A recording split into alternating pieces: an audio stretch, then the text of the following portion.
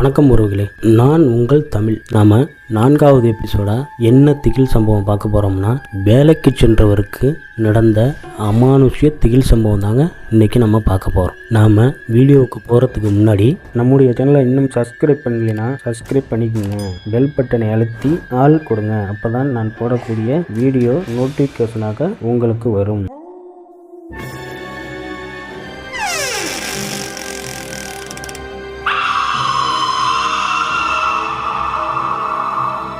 இந்த சம்பவம் எங்கே நடக்குதுன்னா, கும்பகோணம் அருகில் ஒரு சிறிய கிராமத்தில் தாங்க நடக்குது. இந்த சம்பவத்தை நம்மள்கிட்ட பகிர்ந்தது யாருன்னா, முருகன் என்பவர் தாங்க. முருகரும் அவருடைய மாமாவும் 2 பேரும் தாங்க நம்மள்கிட்ட பகிர்ந்துக்கிட்டாங்க. இந்த சம்பவம் யாருக்கு நடக்குதுன்னா, முருகன் என்பவருக்கு தாங்க நடக்குது. இந்த முருகன் என்கிற பெயர் ஒரு கற்பனையான பெயர் தான். ஏன்னா அவங்களே பெயரை குறிப்பிட வேண்டாம் சொன்ன காரணத்தினால முருகன்கிற பெயர் நம்ம குறிப்பிட்டு சொல்கிறோம். முருகனை பற்றி சொல்லணும்னா, அவர் லோடுமேன் வேலைக்கு போகிறது வழக்கமாக வச்சுருக்காரு. அவர் வேலை செய்கிற இடத்துலேருந்து அவங்க வீடு கொஞ்சம் தூரத்தில், அதாவது நடந்து போகிற தூரத்தில் தான் இருக்குது. அதனால் வேலை பார்த்துட்டு வீட்டில் சாப்பிட்டுட்டு அந்த மாதிரி போயிட்டுருப்பார். ரெகுலராக இதே மாதிரி பண்ணிகிட்ருக்கும்போது இரவு ஆனால் எப்பயாவது அவர் மது அருந்துவது வழக்கமாக வச்சுருந்துருக்காரு. மது அருந்துவதுன்னா, வேலையெல்லாம் முடிச்சுட்டு வீட்டில் போய் குளிச்சுட்டு அவங்க நண்பர்களோட போயிட்டு ஆத்தாங்கரை, கிரவுண்டு அந்த மாதிரி இடத்துல போயிட்டு மது அருந்துவது அவருடைய வழக்கம். இப்படி போயிட்டுருக்கும்போது இவர் கொஞ்ச நாளாகவே வீட்டுக்கு அடிக்கடி போயிட்டு சாப்பாடு பயங்கரமாக சாப்பிட்ருக்காரு. அடிக்கடி போயிட்டு எப்போதுமே இதுக்கு முன்னாடி பார்த்திங்கன்னா ஒரு காலை டைமு, மத்தியானமு, நைட்டு அந்த மாதிரி தான் சாப்பிடுவார்.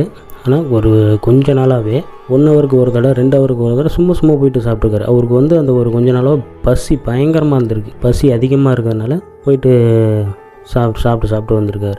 அவங்க வீட்டில் உள்ளவங்களும் சரி கொஞ்சம் ஹார்ட் ஒர்க் பார்க்குறான், அதனால தான் கொஞ்சம் அதிகமாக சாப்பிட்டுட்ருக்கான், சும்மா சாப்பிட்றான் அப்படின்னு சொல்லிட்டு அவங்களும் வீட்டில் உள்ளவங்களும் பெருசாக அவங்க எதுவும் எடுத்துக்கல. இப்படியே கொஞ்ச நாள் போயிட்டுருக்கும்போது அன்னைக்கு ஒரு நாள் என்ன பண்ணியிருக்காரு, இதே மாதிரி வேலையெல்லாம் முடிச்சுட்டு வீட்டில் போயிட்டு குளிச்சுட்டு மது அருந்த போயிருக்காரு. மது அருந்திட்டு வீட்டில் போய் ஒரு 9 மணி போல் சாப்பிட்ருக்காரு. சாப்பாடுனா பார்த்திங்கன்னா நிறைய சாப்பிட்ருக்காரு. என்றைக்கும் இல்லாமல் அதிகமாக சாப்பிட்டுட்டு அந்த நண்பர்களோட பேசிகிட்டு இருக்கலாம்னு சொல்லிட்டு வருவார். ரெகுலராக என்ன வேலைன்னா, அந்த ஒரு கிரவுண்டில் உட்காந்து பேசுகிறது வழக்கமாக வச்சுருப்பாங்க. இல்லைன்னா கிரவுண்டுலேயே ஒரு பெரிய தண்ணி டேங்க் இருக்குது. அந்த தண்ணி டேங்கில் டாப்பில் ஏறி மேலே உட்காந்து காத்தாட உட்காந்து பேசிட்டு வர்றது இவங்களுக்கு எப்பொழுதுமே வழக்கம். அன்றைக்கி அதே மாதிரி தான் சாப்பிட்டுட்டு பார்த்துருக்க. கிரவுண்ட்லேயே அவங்க நண்பர்கள் யாருமே இல்லை. சரி, இங்கே யாருமே இல்லை, தண்ணி டேங்கு மேலே உட்காந்துருப்பாங்கன்னு சொல்லிட்டு இவரும் மேலே ஏறி போயிருக்காரு. ஒரு 10-10:30 மணி ஆகிடுச்சு. நைட்டு 10-10:30 மணி ஆகிடுச்சு. இவரும் தண்ணி டேங்கு மேலே ஏறி போய் பார்க்குறாரு, யாருமே இல்லை. அவர்கள் நண்பர்கள் யாருமே இல்லை. சரி, இவ்வளோ தூரம் ஏறி வந்துட்டோம், ஆமாம் அப்படியே கொஞ்சம் நேரம் காற்று வாங்கிட்டு போவோம்னு சொல்லிட்டு இரவு 11 மணி ஆயிருக்கு. மேலேயே உட்காந்துருக்காங்க. உட்காந்தோன்னே கொஞ்ச நேரத்தில் பார்த்தீங்கன்னா நாய்கள்லாம் ஒரு 10-15 நாய்கள் யாரையும் துரத்திக்கிட்டு போகிற மாதிரியே எல்லா நாயும் சேமாக ஒரே மாதிரி ஓடி இருக்கு. ஓடணுன்னு என்னடா இப்படி ஓடுதேன்னு சொல்லிட்டு மேலேருந்து எட்டிக்கிட்டு பார்த்துட்டு இருக்கும்போது நாய் ஓடுற அந்த ரோடு எப்படி இருக்குன்னா, தண்ணி டேங்கு சுற்றியும் தார் ரோடு அந்த மாதிரி இருக்கும். அந்த தண்ணி டேங்கில் ஆரம்பித்து தண்ணி டேங்கை சுற்றி பயங்கரமாக குலைச்சிருக்கு. யாரோ துரத்திக்கிட்டு போகிற மாதிரியே குலைச்சிருக்கு. அதுக்கப்புறம் பார்த்திங்கன்னா அந்த ரோட்லேயே ஓடி இருக்குது. 15-10 நாயும் யாரையும் துரத்திக்கிட்டு போகிற மாதிரியே ஓடி இருக்குது. ஓடணுன்னா ஓடிக்கிட்டே இருக்கும்போது இவர் மேலேருந்து இவருக்கும் கொஞ்சம் பயமாயிடுச்சு. என்னடா யாருமே இல்லை, யாரையும் துரத்திக்கிட்டு போகிற மாதிரியே இந்த நாய்கள்லாம் குலைச்சிக்கிட்டு ஓடுது அப்படின்னு சொல்லிட்டு இவர் தனியாக இருக்கிறதுனால ரொம்ப கொஞ்சம் பயம் இவருக்கு இருந்துக்கிட்டு இருக்குது. மேலே இருந்து பார்க்குறாரு என்ன நடக்குது என்னன்ட்டு. அந்த நாய்கள் எல்லாமே ஒரு குறிப்பிட்ட தூரத்தில் பார்த்திங்கன்னா மின்கம்பம் இருக்குது. அந்த கம்பத்தில் பார்த்திங்கன்னா யாரோ மேலே ஏறுற மாதிரியும் இந்த நாய்கள் லாவி பிடிக்கிற மாதிரியும் ஓடிக்கிட்டு இருந்திருக்கு. ஓடிட்டு அந்த மின்கம்பத்துலேயே சுற்றி பார்த்து அந்த நாய்கள்லாம் பயங்கரமாக குலைச்சிருக்கு. இவருக்கு தனியாக இருக்கிறதுனால ரொம்ப அதிகமாக மனசுலாம் ஒரு மாதிரி ஆகி பட்டன்னு ஆகி, சரி ரொம்ப பயமாக இருக்குது, சரி நம்ம கீழே இறங்கி வருவோம். அவர் எப்படி ரொம்ப பயத்தில் எப்படி இறங்கி வந்திருக்காருன்னா பின்னாடி வழியாகவே இறங்கி வந்திருக்காரு. பின்னாடி வழியானா எப்படின்னா, நம்ம நடந்து போகிற ஆள் மாதிரிலாம் இல்லை, கீழே குமிஞ்சிக்கிட்டே. ஏன்னா படியில் கொஞ்சம் அந்த சின்ன ஒரு 3 அடிக்கு கட்டை கட்டியிருப்பாங்க. அந்த கட்டையில் ஒளிஞ்சிக்கிட்டே பின் வழியாகவே அப்படியே இறங்கி பயந்துக்கிட்டே வந்திருக்காரு. டக்கு டக்குன்னு இறங்கி வந்து அந்த தனிட்டாங்க பக்கத்துலேயே ஒரு அரச மரம் இருக்குது. அந்த அரச மரத்தில் கிராஸ் பண்ணும்போது டக்குன்னு அவர் மேலே ஒரு காற்று மாதிரி அடிச்சிருக்கு. காற்று மாதிரி அடித்தோன்னே கிருகிருன்ட்டு நடந்து போகிறார். வர வழியில் வந்து அவங்க நண்பர்கள் அப்போ தான் வர்றாங்க. என்னடா அதுக்குள்ளே போகிறேன்னு சொன்னோன்னே அவங்கள்ட்ட எந்த ஒரு பதிலும் சொல்லாமல் கிருகிருன்ட்டு வீட்டுக்கு போயிட்டார். வீட்டுக்கு போனோன்னே வீட்டுக்கு போயிட்டு உள்ளே போயிட்டு உக்காந்துட்டார். உள்ளே போயிட்டு உக்காந்து மறுபடியும் இப்போ தான் சாப்பிட்டு போயிருக்காரு. ஒரு 10-9 மணி போல் சாப்பிட்டு போயிருக்காரு. மறுபடியும் சாப்பாடு கேட்டிருக்காரு. சாப்பாடு கேட்டோன்னே சரி எப்பொழுதும் பண்ணுறது தானே இவன் அப்படின்னு சொல்லிவிட்டு அவங்க வந்து சாப்பாடெலாம் எடுத்து வந்து வச்சுருக்காங்க. சாப்பாடெலாம் எடுத்து வந்து வச்சோன்னே ஒரு 5-6 ஆள் சாப்பிட்ற அளவுக்கு சாப்பாடு எடுத்து வந்து வச்சுருந்துருக்காங்க. எல்லாத்தையுமே அந்த 5-6 பேர் சாப்பிட்ற சாப்பாடை ரொம்ப ஆக்ரோஷமாக ஒரு மாதிரியாக சாப்பிட்ருக்காரு. சாப்பிட்டோன்னே இவங்களை வீட்டில் உள்ளவங்களுக்கெல்லாம் ரொம்ப ஆச்சரியம். என்னடா என்றைக்குமே இந்த மாதிரி இப்போ கொஞ்ச நாள் கூட ஏதோ கொஞ்சம் கொஞ்சமாக சாப்பிட்டு போயிடுவான், இப்போ என்ன இவ்வளோ சாப்பாடு சாப்பிட்றான்னு சொல்லிட்டு பெரிய ஆச்சரியமாக இருக்குது அவங்களுக்கு.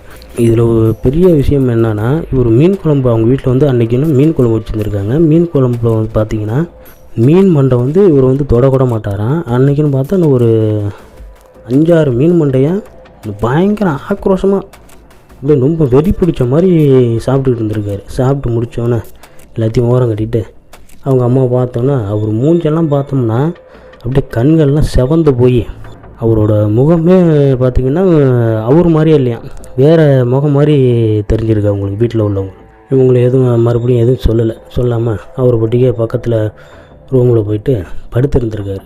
பாயெல்லாம் விரித்து போட்டு படுத்துருந்துருக்காரு. படுத்தோன்னே அவர் அறியாமையே பயங்கரமாக அழுதுருக்காரு. அழுது கூச்சல் போட்டோன்னே அவங்க வீட்டிலலாம் வந்து என்ன ஏதுன்னு கேட்டோன்னா எந்த ஒரு பதில் இல்லாமல் மறுபடியும் அமைதியாகிட்டார். மறுபடியும் அமைதியானோன்னே மறுபடியும் கொஞ்சம் நேரத்தில் அழுகுறாரு. பயங்கரமாக அழுகுறாரு. எந்த ஒரு பதிலும் சொல்கிறதில்ல, ஆனால் கண்ணீர் விட்டு பயங்கரமாக அழுகுறாரு. அழுத வேகத்துக்கு அவங்க அக்கா பையன் வந்து திடீர்னு கத்த ஆரம்பிச்சிட்டாங்க. ஒரு கை குழந்தை திடீர்னு கத்த ஆரம்பித்தோன்னே வீட்டில் உள்ளவங்களுக்கெல்லாம் பயமாயிடுச்சு. என்னடா இது குழந்தை வந்து இப்படி கத்துதேன்னு சொல்லிட்டு முருகன் பக்கத்தில் போகிறதுக்கே எல்லாருக்குமே கொஞ்சம் பயம்.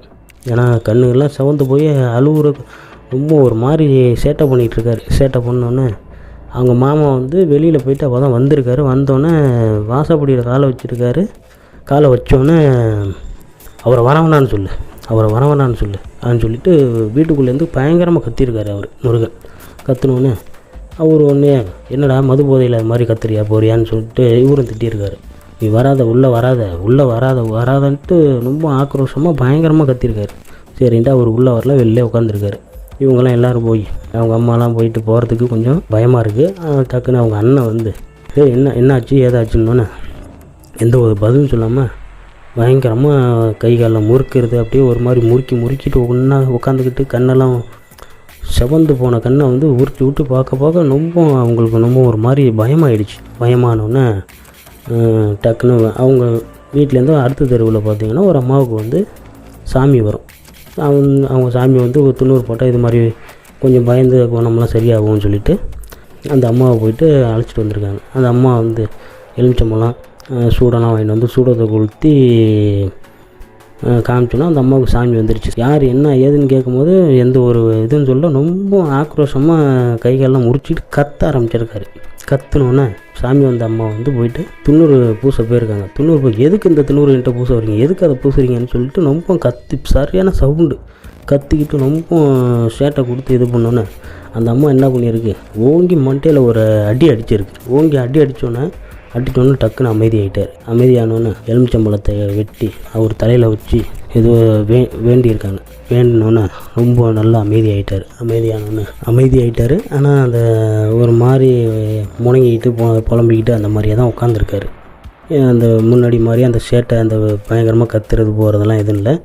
சரின்ட்டு அவங்க வீட்டில் உள்ளவங்க பயந்துக்கிட்டு எல்லாருக்குமே அப்படியே துண்ணூறு பூசுங்கம்மா அப்படின்னு சொன்னோன்னே எல்லாருக்கும் பூசுகிறாங்க. பூசினோன்னே அவங்க அக்கா அம்மா அப்பா தம்பி அண்ணன் எல்லாருக்குமே துண்ணூறு பூசியிருக்காங்க அந்த அம்மா. ஆனால் அவங்க மாமாவுக்கு ஒண்டியும் துண்ணூறு பூசலை. அவங்க அம்மா கேட்டிருக்காங்க, ஏன் அந்த இது மருமகனுக்கும் கொஞ்சம் துண்ணூறு பூசுங்க அப்படின்னு சொன்னதுக்கு ஆன்னு சிரிச்சிருக்கு அந்த சாமி. அந்த அம்மா பயங்கரமாக சிரித்தோன்னே ஏன் சிரிக்கிறீங்க என்ன ஏதுன்னு கேட்டோன்னே எங்கள் அண்ணனுக்கே துண்ணூறு பூச சொல்கிறியா அப்படின்னு கேட்டோன்னே யார் உங்கள் அண்ணன் என்ன ஏதுன்னு கேட்டான்னா, உனக்கெல்லாம் அதெல்லாம் தெரியாது, அவர் வந்து எங்கள் அண்ணன், அவருக்கு நான் திண்ணூறு பூச மாட்டேன் சொல்லிவிட்டு அந்த அம்மா இங்கே விழுந்துருச்சு. விழுந்தோன்னே அதுக்கப்புறம் இவங்க யாருமே தூங்கலை. ஒரு பட்டிய ஒரு முருகன் என்பவர் வந்து ஒரு மாதிரி புலம்பிக்கிட்டே படுத்துருந்துருக்காரு. படுத்துக்கிட்டு இதுன்னொன்னே யாருமே வீட்டில் உள்ளவங்க தூங்கலை. சரி எப்போ விடியும்னு பார்த்துட்டு காலையில் ஏதோ அந்த கோயிலுக்கு போயிட்டு வரலாம் சொல்லிவிட்டு எல்லாம் தூங்காமையே முழிச்சிட்ருக்காங்க. முழிச்சோன்னா விடிஞ்சிருச்சு. விடிஞ்சோன்னே ஒரு ஆட்டோ வர சொல்லி அங்கேருந்து அவங்க வீட்டில் அந்த கிராமத்துலேருந்து கொஞ்சம் தூரத்தில் பார்த்திங்கன்னா, அவங்க கிராமத்துலேருந்து ஒரு 5 கிலோமீட்டரில் ஒரு காளி கோயில் இருக்குது. அந்த காளி கோயிலில் அந்த காளி கோயிலில் அந்த பூசாரி என்ன பண்ணுவார்னா, நம்மளுக்கு வந்து என்ன பிரச்சனைன்ட்டு நம்மளை பார்த்தோன்னே கண்டுபிடிச்சி அதுக்கான தீர்வுலாம் சொல்லுவாராம். அதனால் அந்த கோயிலுக்கு அழைச்சிட்டு போகலான்னு சொல்லிட்டு காலையில் விடிஞ்சோன்னா அந்த ஆட்டோவில் அழைச்சிட்டு போகிறாங்க. அழைச்சிட்டு போனோன்னே கோயில் வாசப்படியில் நிப்பாட்டினோன்னே அங்கெல்லாம் எந்த ஒரு சேட்டையும் இல்லை. ஏன்னா நைட்டு திண்ணூறு போட்டதுனால அந்த ஒரு மாதிரி மூஞ்சிலாம் ஒரு மாதிரியாக தான் இருக்குது. ஆனால் சேட்டைலாம் எதுவும் கொடுக்கல.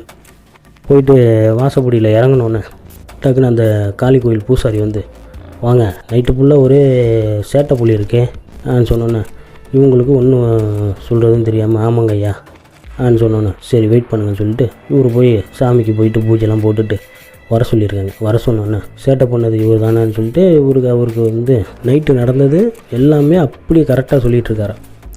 நீங்கள் வந்து உள்ளே வந்திருப்பீங்க, வரவனான்னு கத்திருப்பார். அதுக்கு காரணம் என்னன்னா, உங்களுடைய குலதெய்வம் சாமி வந்து மதுரை வீரன் வந்து உங்கள் கூட துணைக்கு தான் அந்த உங்கள் குலதெய்வம் சாமி இருக்குது. அதனால தான் நீங்கள் உள்ளே வரவேணான்னு சொல்லிவிட்டு இவர் வந்து அவ்வளோ ஆக்ரோஷமாக கத்துனது, வேறு ஒன்றும் இல்லை.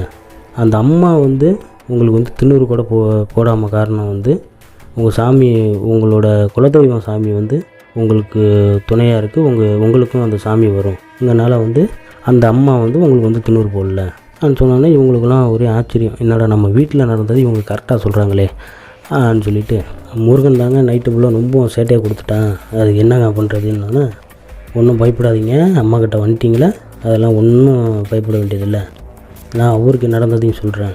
இவருக்கு பிரச்சனை ஆரம்பித்து 1 மாத காலம் ஆகுது.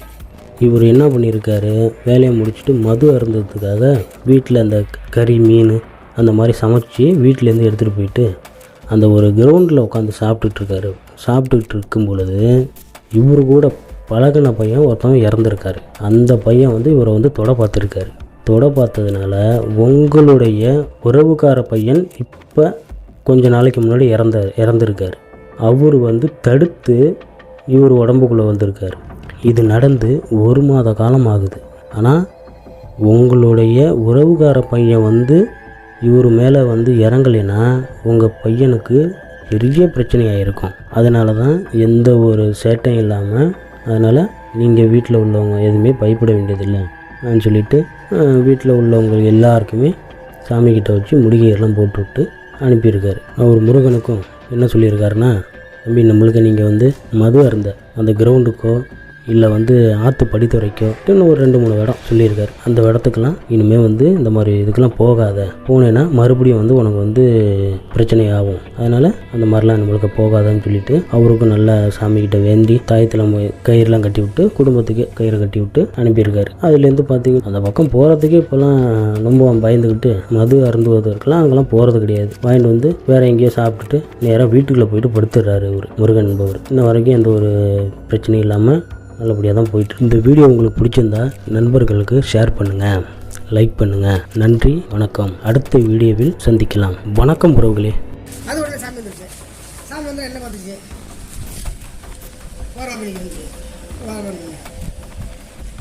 இவனுக்கு எல்லாம் பார்த்துக்கிட்டு சாமி வந்து திண்ணூறு பூச வந்துச்சு. திண்ணூறு பூசிக்க மாட்டேங்கிறான்.